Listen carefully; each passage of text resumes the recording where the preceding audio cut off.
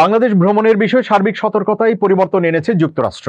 তৃতীয় মাত্রার ভ্রমণ পুনর্বিবেচনা করুন পর্যায় থেকে বাংলাদেশ ভ্রমণে দ্বিতীয় মাত্রার বাড়তি সতর্কতা পালনের কথা উল্লেখ করা হয়েছে।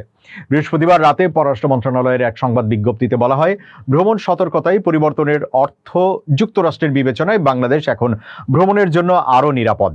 রাষ্ট্রীয় অতিথি ভবন পদ্মায় পররাষ্ট্রমন্ত্রী খলিলুর রহমানের সঙ্গে মার্কিন প্রেসিডেন্ট ডোনাল্ড ট্রাম্পের বিশেষ দূত সার্জিও গোরের বৈঠকের পর এই খবর জানানো হয়। পররাষ্ট্র মন্ত্রণালয় বলেছে, বৈঠকের পরপরই পররাষ্ট্রমন্ত্রী খলিলকে SMS পাঠিয়ে এই তথ্য দিয়েছেন সার্জিও গোর। সংবাদ বিজ্ঞপ্তিতে বলা হয়, ভ্রমণ সতর্কতায় এমন উন্নতি বাংলাদেশের সার্বিক নিরাপত্তা পরিস্থিতি ও স্থিতিশীলতার উপর যুক্তরাষ্ট্রের আস্থার প্রতিফলন ঘটাচ্ছে। গত 6 মাসে প্রধানমন্ত্রী তারেক রহমানের নেতৃত্বাধীন সরকার সারা দেশে আইন শৃঙ্খলা পরিস্থিতি জোরদারে দৃশ্যমান অগ্রগতি অর্জন করেছে। এই উন্নতিকে নিরাপত্তা, স্থিতিশীলতা নিশ্চিতে এবং আন্তর্জাতিক ভ্রমণ, বাণিজ্য, বিনিয়োগ ও জনগণের সঙ্গে জনগণের যোগাযোগ তৈরির ক্ষেত্রে নিরন্তর প্রচেষ্টার স্বীকৃতি হিসেবে দেখছে বাংলাদেশ সরকার।